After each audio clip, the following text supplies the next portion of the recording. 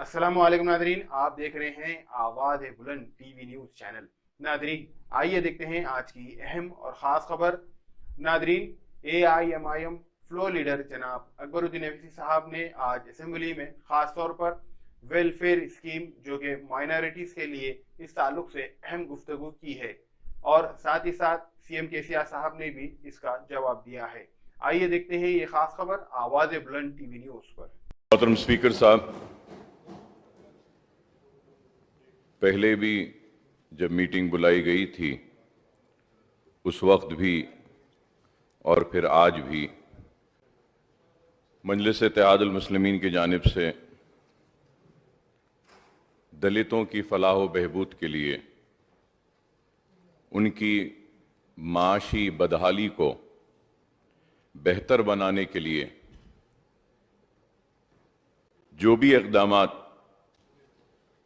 हुकूमत अपनी जानिब से करेगी, या वो फिर दलित बंधु ही क्यों ना हो, हमने इसकी भरपूर और मुकम्मल तायीद की है।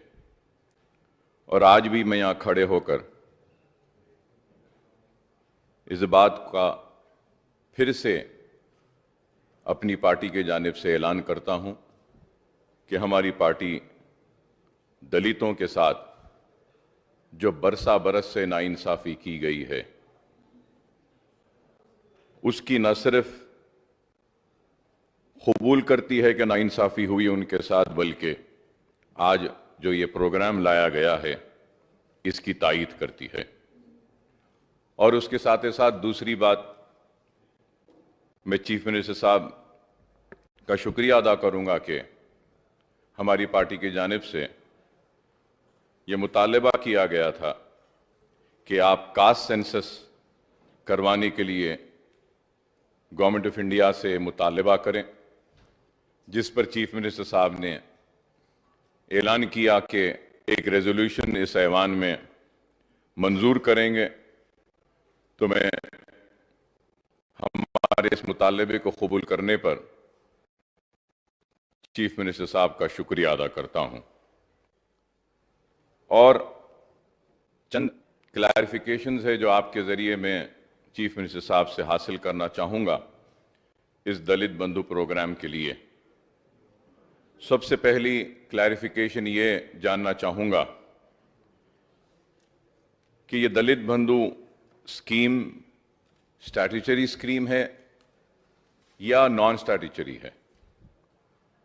दूसरी बात, क्या आप उसको स्टैट्यूटरी बैकिंग देने के लिए कोई लेजिस्लेशन लाएंगे इस ऐवान में?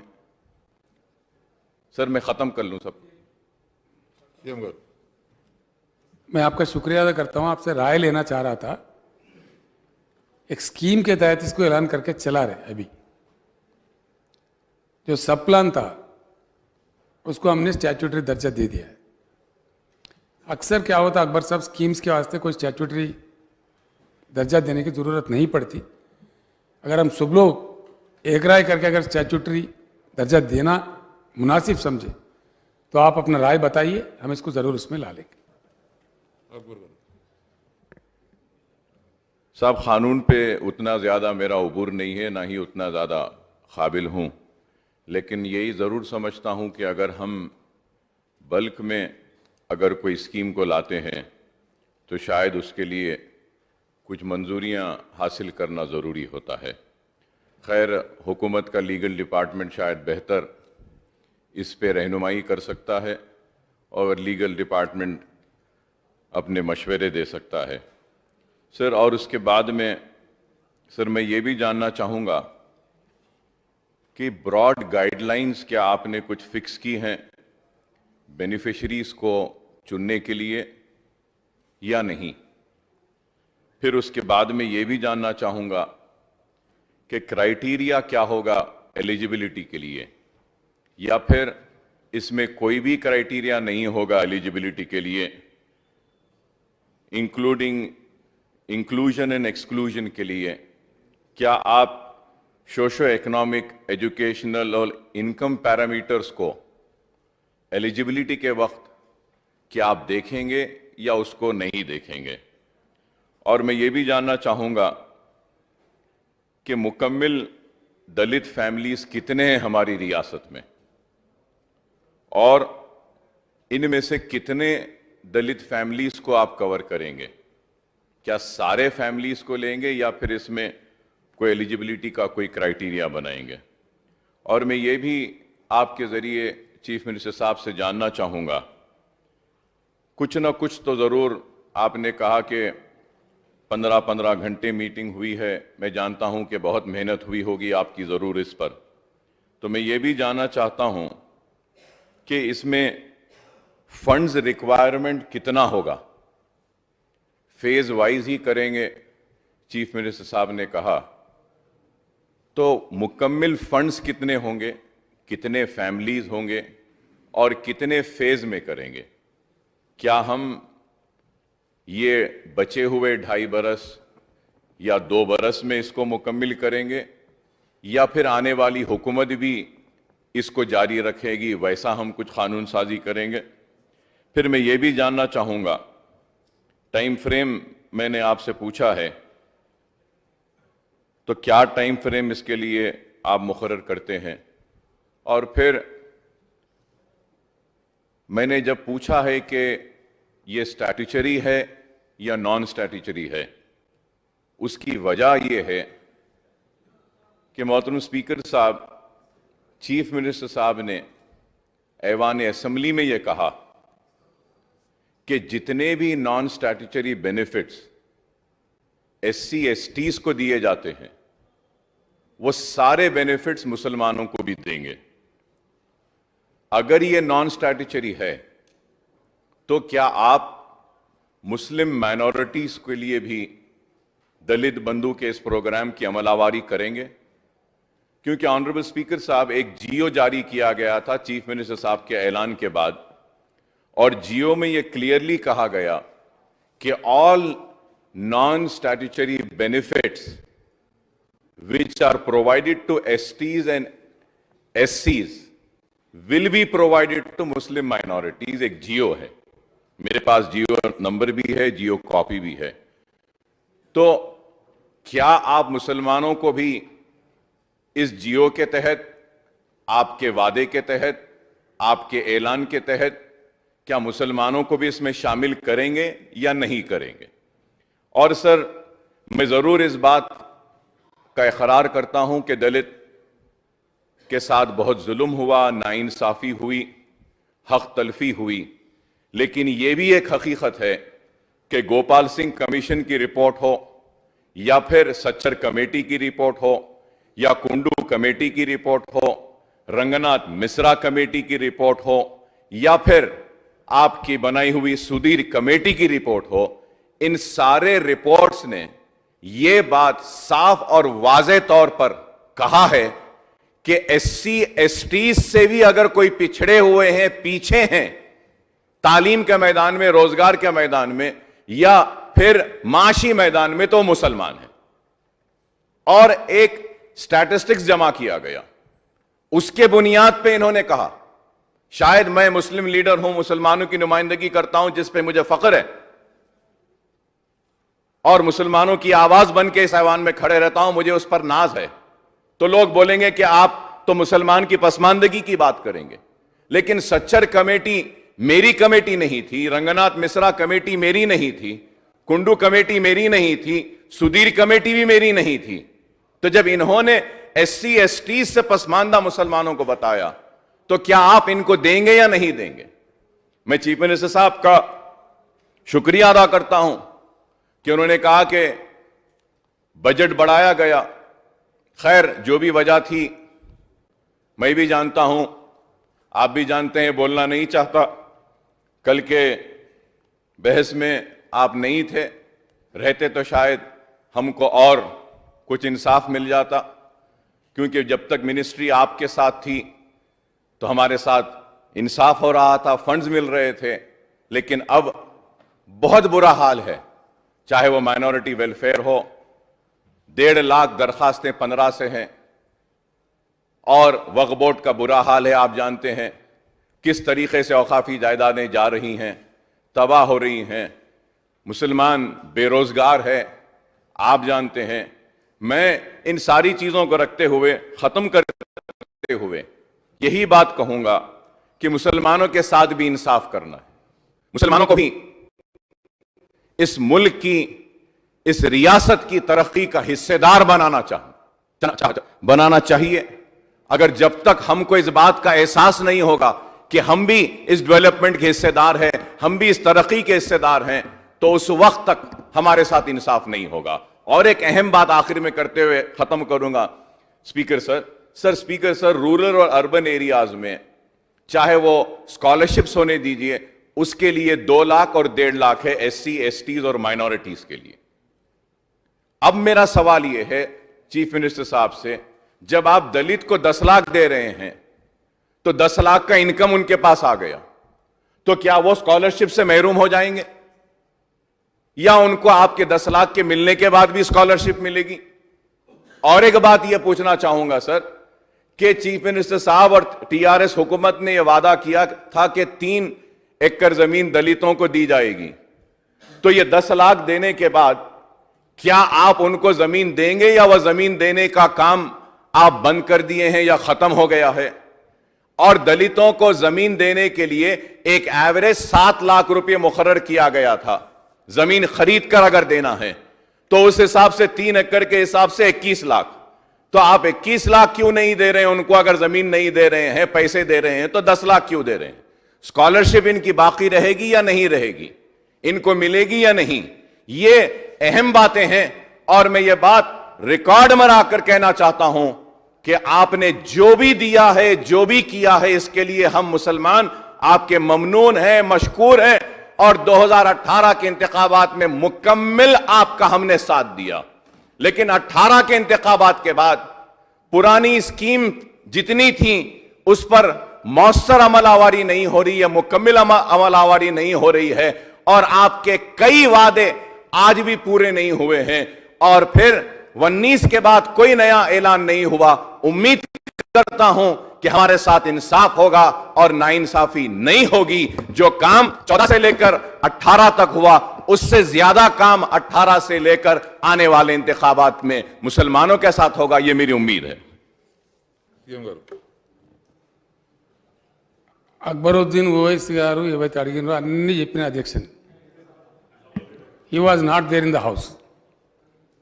I have clarified every one point which he has asked. Number 1. Number 2, एक बात हम साफ कह दिए हैं और कहते भी रहेंगे, कहेंगे भी, इसमें आपको कोई शक की जरूरत नहीं।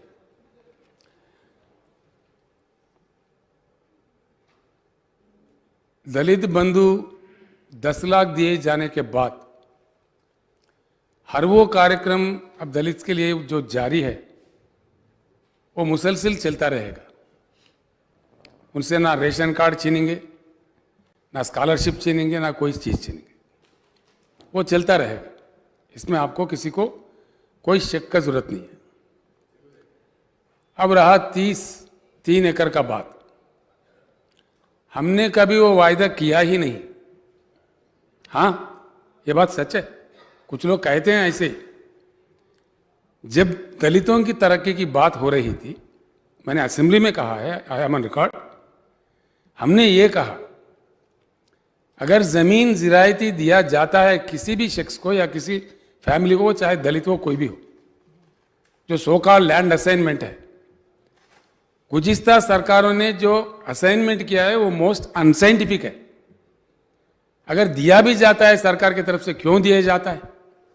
वो एक इकोनॉमिक यूनिट बने, उस फैमिली की तरक्की के लिए काम आए। लेकिन इस प्रकार का असाइनमेंट दिया गया, किसी को 2.5 एकड़ दिया, किसी को 1 दिया, किसी को आधा एकड़ दिया, लेकिन समझा जाता था ये, it was clearly understood by the studies that the minimum agriculture land should be 2.5 to 3 acres. उसको लेके मैंने ये कहा था जरूर कि अब से जो भी जमीनात दलितों के लिए दिया जाएगा, उनके पास एकड़ है तो 2 एकड़ खरीद के दिया जाएगा, 2 एकड़ है 1 एकड़ खरीद के दिया जाएगा, 1.5 एकड़ है तो और 1.5 एकड़ दिया जाएगा। ये मैंने वादा किया था। हमारे मैनिफेस्टो में भी यही लिखा हुआ है।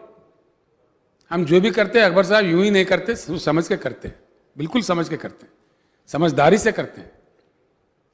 और उसको हमने प्रयास चलाया। 7 लाख हमने कोई यूनिट नहीं बनाया था, खरीदते खरीदते किसी जगह खम्भम जिले में ही 7 लाख भी एक एकड़ के लिए देना पड़ा उस समय। तो उस प्रकार से भी कुछ लोगों को दिए। उस प्रकार के प्रयास में एक 16,000 एकड़ हमने अभी तक दलितों को दिया है। इसके बाद में आज के हालात में जमीन ना मिल रही है, ना सरकार के पास बची हुई है जितना ज्यादा सबको दे सके। सब खत्म कर दिया असाइनमेंट्स में पीछे। इससे पहले भी आपके आने से पहले भट्टी विक्रमार्का साहब बोल रहे थे कि असाइनमेंट कमिटीज नहीं बैठे। जमीन है तो असाइनमेंट कमिटी है, जमीन है ही नहीं। सरकार खुद अक्वायर कर रही है अपने जरूरियात के लिए, पब्लिक पर्पस के लिए। लाखों एकड़ अक्वायर करना पड़ रहा है सरकार को। तो ये जमीन के हालात है।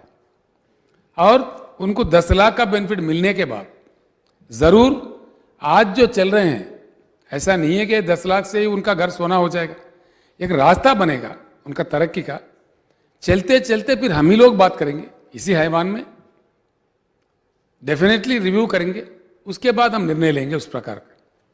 लेकिन अब जो भी उनके लिए जारी है, वो स्कॉलरशिप हो, रेशन कार्ड हो, कोई और सुविधा हो, वो चलता रहेगा। कोई किसी चीज़ को उनसे लिया वापस नहीं लिया जाएगा। दूसरी बात यह है, जहाँ तक मुसलमानों की बात है, पहले से बहुत बेहतर तरीके से हमारे सरकार काम कर रही है। वो तालीमी मामले में हो, कुछ और मामले में हो, हम काम कर रहे हैं। कुछ हद तक उसके नतीजे भी पाए जा रहे हैं। स्कॉलरशिप में भी बढ़ोतरी दिए, IAS IPS कंपटीशन के लिए उनको पैसे दे रहे हैं, ट्रेनिंग के लिए भी दे रहे हैं, कहीं अन्य जगह भी दे रहे हैं। हाँ, ये बात ज़रूर है, हम सबको गौर करना है। बजट में कुछ कटौती हुई, स्कीम्स में कुछ कटौती हुई, सिर्फ मुसलमानों के लिए नहीं, सबके लिए हुआ है। Because of corona it has very badly hit us. लेकिन अभी हमारा ग्रोथ फिर से जोर पकड़ा है। मैं आपको यकीन दिलाता हूँ, जो हम वायदा करते हैं डेफिनेटली उसको निभाते हैं। थोड़ा समय लगेगा आगे पीछे। और कोरोना जैसा में तो कई रियासत है जो अभी भी प्लेस में नहीं है। हम खुशकिस्मत लोग हैं, हम प्लेस में आ गए हैं, अभी तरक्की जोर पकड़ा है। तो हम प्रार्थना करेंगे खुदा से, भगवान से, कि ये जारी रहे और फिर से हमारे कार्यक्रम जो तय कर रहे थे देने के लिए वो देंगे। और दूसरी बात यह है, मुसलमानों को भी दलित बंधु जैसा कार्यक्रम आएगा, जरूर आएगा।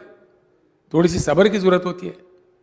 सबसे बॉटम लाइन में यह बात बिल्कुल सच है, जिन कमिटियों का और उन कमिटियों का सिफारिशों का आपने जो जिक्र किया है बिल्कुल सच है। चाहे वो कुंदू कमेटी हो, सचर कमेटी हो, सुधीर कमेटी हो, जो भी कमेटी है, उन्होंने साफ बताया है कि मुसलमानों के हालात भी बहुत ही खराब है, गरीब है। वहाँ भी सरकार का देखने की जरूरत है। हम उसी नज़रिया से कार्यक्रम को शुरू किया है। आप जानते हैं बजट को भी बढ़ावा दिया है, हर चीज़ दिया है। आगे चल के सिर्फ मुसलमान ही नहीं, बाकी लोगों में भी जो भी गरीब से गरीब है, थोड़ी सी सब्र की जरूरत होती है। जो कि हम नया रियासत है, काम चल पड़ा है, कुछ नतीजा हमने करके दिखाया है। जो हमने कहा दिखा। बिजली की जो किल्लत थी रियासत में, उसको हटा दिया हमने। आज बिजली सबको 24 घंटा मिलता है, हर चीज़ को मिलता है, हर घर को मिलता है। ऐसे ही पीने की पानी की काफ़ी किल्लत थी, उसको हटा दिया हमने। आज गाँव हर तांडे में, हर जगह, जंगल में भी जो हैबिटेशन है उनको भी मिलता है, आप बखूब जानते हैं। उसी प्रकार से जो हमारे किसान, सिर्फ 12 लाख का जो हमारा उगाई थी, हमारा मतलब फसल आता था 12 हज़ार करोड़ का, रिजर्व बैंक ने भी बताया, केंद्र सरकार ने भी बताया, मरकज के सरकार ने भी बताया कि तेलंगाना के किसान का जो प्रोड्यूस, एग्रीकल्चर प्रोड्यूस, पैडी का वैल्यू है 50,000 करोड़ है। आज हमारे ज़राअत भी सेटल हो गया है, किसानों का खुदकुशियाँ भी बंद हो गए हैं। हम बहुत खुश हैं। जिस हालात में हम रियासत को लेके चल रहे हैं आपके साझेदारी से, बिल्कुल आगे भी इंशाल्लाह ऐसे ही चलेंगे और आगे भी सबके तरक्की के लिए काम करेंगे। ये मैं ज़रूर जानता हूँ मुसलमानों में भी काफ़ी पसमानदगी है, काफ़ी गरीबी है, उसको हटाना है, हमारा फ़र्ज बनता है। और हम ये देखना चाहते हैं, मैं एक बात आपको पक्का कहता हूँ, हमारे दिल से कहते हैं कि तेलंगाना के हर शख्स के चेहरे पे एक सुनहरा तेलंगाना नजर आए, एक अच्छा मतलब हंसता खिलता फुलता हर फैमिली, वो चाहे मुसलमान हो, दूसरे हो, दलित हो, हमारे बीसी भाई हो, हमारे ओसी में गरीब हो, हर किसी को मिलना चाहिए। चलते चलते वो हो जाएगा। सब्र की ज़रूरत होती है। अब दलितों के लिए आपने एक सवाल पूछा मुझे, हमारे जो सर्वे हुआ था उसके मुताबिक हमें ये फिगर मिला है कि हमारे 1,03,00,000 फैमिलीज तेलंगाना में है, जिनमें से 17.5% दलित फैमिलीज है, यानी कि 17 लाख के ऊपर 18 lakh, near to close to 18 lakh Dalit families है। क्राइटेरिया आप पूछ रहे थे, सिर्फ दलित होना ही क्राइटेरिया है। जिस किसी को छोटी मोटी नौकरी है, उन्होंने उतना अमीर तो नहीं बन गया, तो इसलिए द क्राइटेरिया हमने रखा कि दलित फैमिली होना चाहिए। सिर्फ दलित है तो बस है। दूसरी बात यह है, कुछ अच्छे भी दलित लोग हैं हमारे पास जो हुजराबाद सेगमेंट में हम अमल कर रहे हैं। एक इंसान का नाम है मिस्टर सोटाला मोहन राव, दलित है।